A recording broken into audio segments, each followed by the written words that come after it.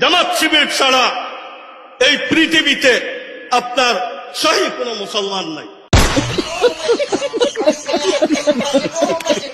আমি আল্লাহ তাআলার শুকরিয়া এই জন্য আদায় করছি যে দীর্ঘদিন পরে আপনাদের মাঝে এসে এই পূজা উদযাপন উপলক্ষে এখানে যে সমবেত হতে পেরেছি এই জন্য আল্লাহ তাআলার শুকরিয়া আদায় করছি।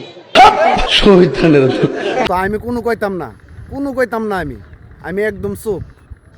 আপনারাই বিশ্লেষণ কইরা আপনারাই কমেন্ট করবেন, যা করবার আপনারাই করবেন, আমি কোনো কইতাম না। এই যে ভাষণগুলা শুনছেন এইগুলা কতটুকু যৌক্তিক, কতটুকু ইসলামিক, কতটুকু সঠিক চিন্তা করেন। কতটুকু মেয়াদুর তিন্ন ওই হিতা খাইলে এই কথা একজন মানুষের মুখ দেখে বারো, সে মুসলমান কিনা সেটাই তো আমার সন্দেহ হইতেছে। চিন্তা করেন একবার, হাই রে বাঙালি কতটা নিচু নামতে পারে একবার চিন্তা করেন। আর আপনারা কমেন্টে লেখেন, যা লিখবেন উন্মুক্ত করে দিলাম।